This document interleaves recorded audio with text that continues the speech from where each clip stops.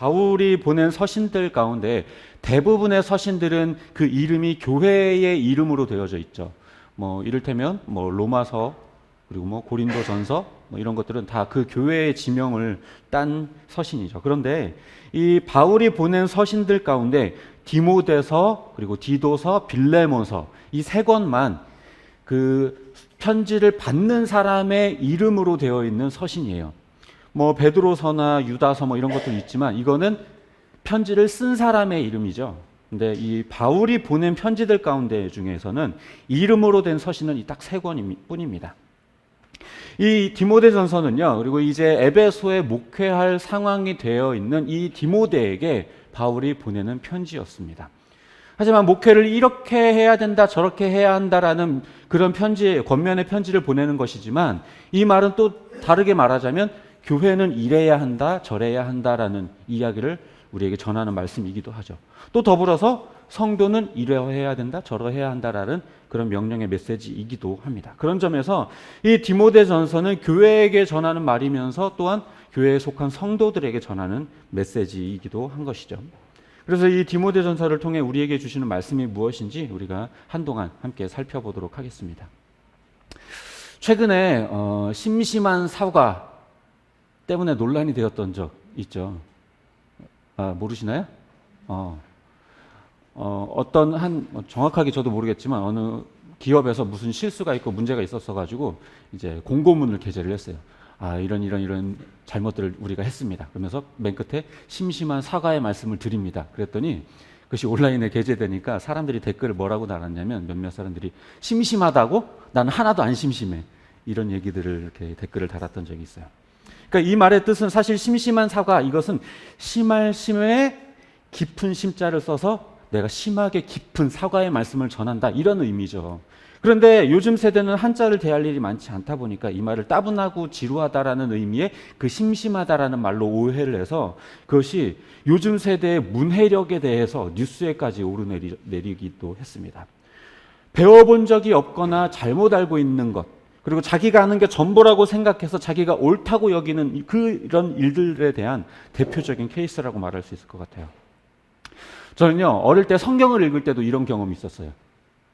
뭐였냐면 등불을 말 아래 두지 않는다라는 구절이 있는 거예요.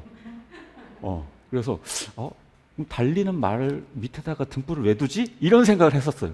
왜냐면 어릴 때는 돼, 말, 이 측량 그걸 모르니까 말이 달리는 말 배 밑에다가 등불을 둔다는 소리인 줄 알고 그거 당연히 안 두는 거 아닌가? 왜 이 말을 이렇게 하지? 라고 생각을 했었어요. 근데 나중에 알고 보니까 그 말이라고 하는 게 이 쌀을 퍼서 이 곡식이나 이런 것들을 잴 때 썼던 네모난 그 나무로 된 통이더라고요. 그러니까 그걸로 촛불을 덮어두면 안 된다, 이런 의미였던 거예요. 지금 생각하면 정말 어이없는 상상이죠. 그리고 어릴 때 주일학교에서 배웠던 게 중에 하나 기억나는 게 뭐냐면 사자굴에 들어갔던 다니엘의 이야기, 굉장히 가슴 졸이면서 들었었던 그 이야기. 근데요, 그때 그 당시 선생님이 보여줬던 그림에는요, 이 다니엘이 굉장히 어린 소년의 모습을 하고 있었어요. 원래 근데 몇 살쯤 될까요? 다니엘이?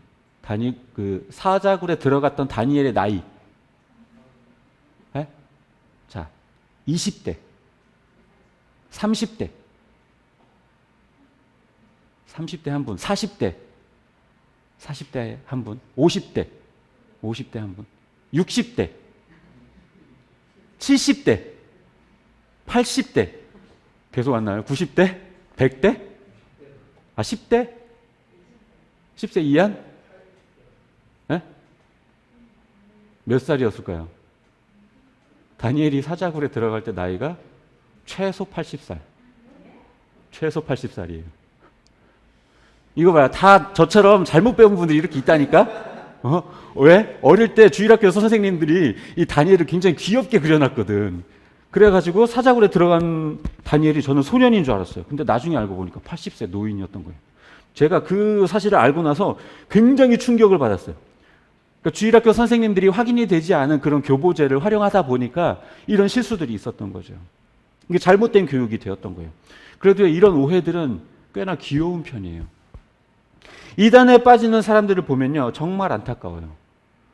교회에서 성경에 대해서 제대로 배워보지 못하거나 그리고 성경을 어떻게 해석하는 것인지 올바른 교리는 무엇인지 이것에 대해서 제대로 듣지 못하니까 신천지에서 몇 시간 교육받으면 거기에 그냥 홀랑 빠져버리는 거죠.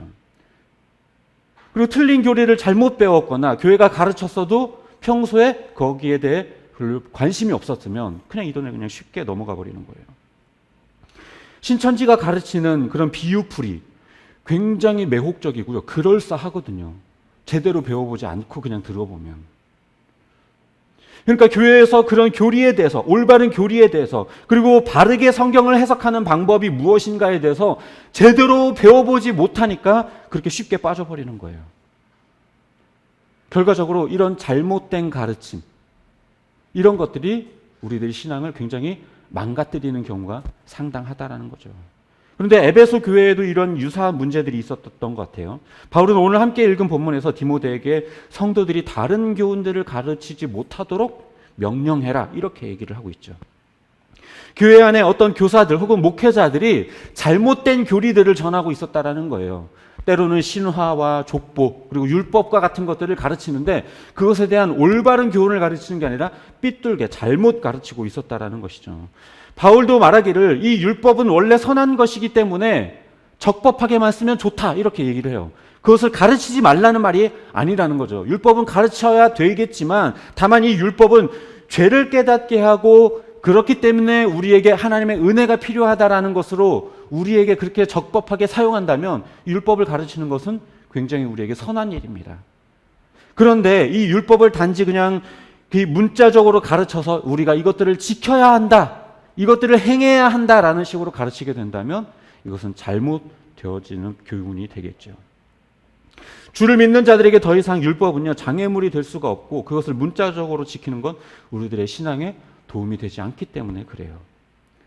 또한 신화와 족보 이야기들은요 이 사절에서 말하는 것처럼 변론만 일으킬 뿐 전혀 신앙에 도움이 되지 않는 것들이에요. 중세 카톨릭 시절에도요 이런 일들이 있었죠. 중세 카톨릭 시절 교구들이요 뭘 가지고 토론했는지 알아요? 정말 쓸데없는 토론. 바늘 위에 천사가 몇이나 올라갈 수 있을까? 그 한 명 올라가면 뭐 할 거고 2명 올라가면 뭐 할 거예요? 그게 우리들의 신앙에 무슨 도움이 있다고? 그런 걸 가지고 토론을 하고 그거 가지고 난상 토론을 펼치곤 했어요. 그야말로 쓸데없고 본질적이지도 않은 그런 토론과 변론에 지나지 않는 그런 논쟁에 지나지 않는 일들에 헛수고를 그렇게 했다라는 거예요. 신앙에 아무런 도움이 되지 않는데 하나님의 영광에 아무런 도움이 되지 않는데도 불구하고 물론 그렇다고 해서요 모든 지식적이고 신학적인 접근이 다 틀렸다 이런 얘기를 하는 건 절대로 아니에요. 사실 신학적인 깊은 연구는요 우리들에게 굉장히 유익해요. 예를 들어 구원론, 언약 사상들 이런 것들은요 우리들의 신앙생활을 더욱더 깊게 만들어주는데요 굉장히 큰 의미들을 주고요 거기에서 하나님의 사랑과 은혜를 발견하는데 굉장히 큰 지식들을 우리에게 전달해 줍니다. 다만 그 연구가 쓸데없는 변론과 논쟁에 그치는 것이라면 그것이 문제가 된다는 것이지 지식적이고 신학적인 게 무조건 다 필요 없다 이런 얘기를 하는 것은 절대로 아닙니다. 오늘 본문에서는 마치 율법이나 족보를 가르치는 것이 쓸데없다 이렇게 말하는 것처럼 보이지만 바울은 그런 말을 하는 게 아니에요. 율법이든 족보든 그것이 바르게 선하게만 사용된다고 하면 좋다라는 거예요. 이 족보라고 하는 것도 예수 그리스도의 족보나 여러 가지 족보들 가운데 하나님이 이렇게 역사하시는구나라는 것을 발견한다면 그것은 바른 교훈이 될 수 있어요. 그러나 누가 누구를 낳았고 누가 누구를 낳았고 이걸 그냥 암기하고 이런 것들은 정말 쓸데없는 거죠. 예수님의 12제자의 이름, 출애굽 당시 10가지 재앙의 순서 알면 뭐 할 거예요? 그 암기하면 뭐 할 거예요? 그 암기하면 막 은혜가 막 솟구쳐요? 아니잖아요. 암기하면 그러니까 하나님의 귀한 말씀들을 암기하는 것들은 좋을 수 있겠지만 이런 쓸데없는 것들을 암기하는 것들은 별로 우리의 신앙에 도움이 되지 않죠. 그렇기 때문에 그런 쓸데없는 토론을 만들고 분쟁을 만드는 그런 교훈들을 따르지 말고 그런 것들을 가르치려고 하지 말고 그런 것들을 따르려고 하지 말아라 이런 얘기를 우리에게 전해주고 있는 것입니다.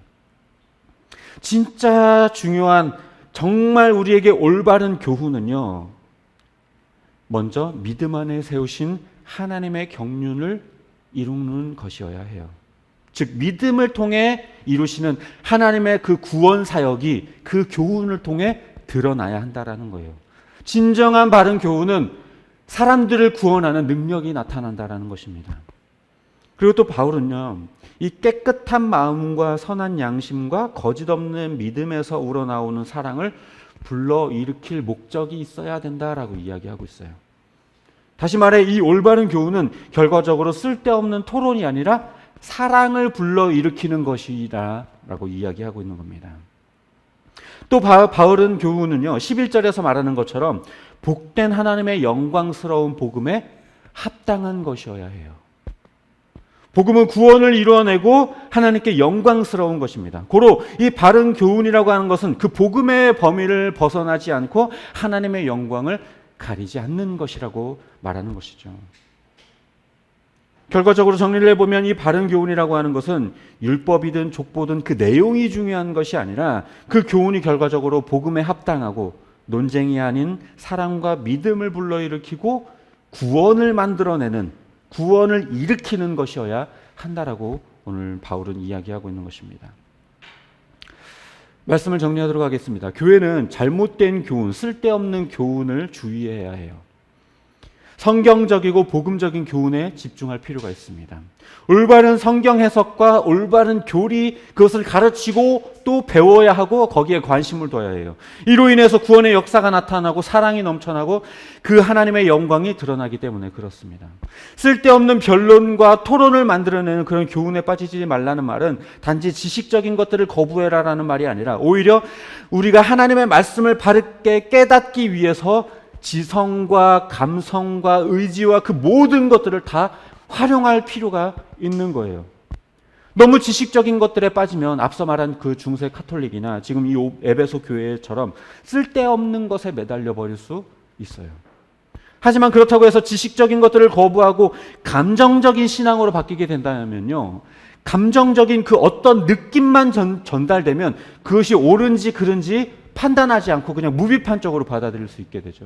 예를 들어서 찬양 시간에 모든 악기가 동원되었을 때 느끼는 그 전율, 빵빵한 스피커에서 막 가슴을 때릴 때에 느껴지는 그 전율 때문에 그것이 하나님이 주는 은혜와 감동이라고 착각해버릴 수 있는 것과 같아요. 또 소리 질러서 기도하다 보면 감정에 북받쳐서 막 눈물이 흐르고 뭔가 온몸이 떨리는 그런 느낌들이 느껴지면 뭔가 성령이 내게 임한 것 같은 그런 착각에 빠지기도 하죠.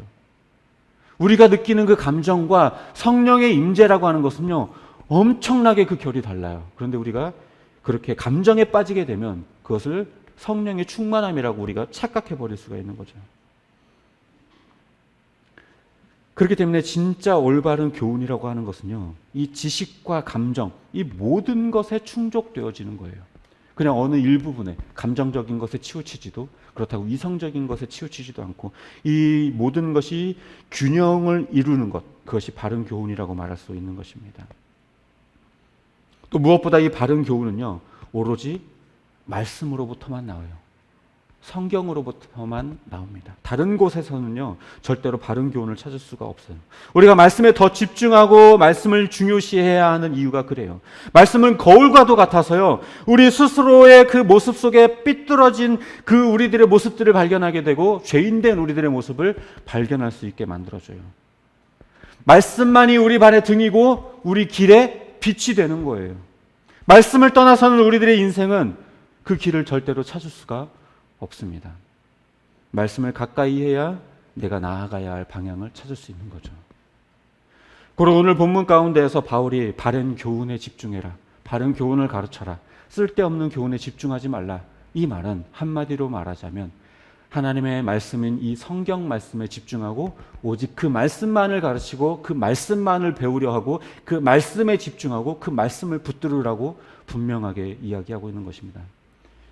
이것은 분명 목회자인 디모데에게 전하는 말이기는 하지만 그것은 결국 교회가 그러해야 한다는 말이고 또 성도가 그러해야 한다라고 말하는 것입니다. 바울이 디모데에게 그렇게 부탁했던 것처럼 우리 느람께 교회도 그렇게 말씀을 중요하게 여기고 바른 교훈에 집중하는 교회가 되기를 바랍니다. 그리고 저와 여러분도 오직 하나님의 말씀, 그것만이 유일한 우리들의 삶의 가치관이라는 것을 기억하고 그것을 따르는 저와 여러분이 되시기를 주님의 이름으로 축복합니다.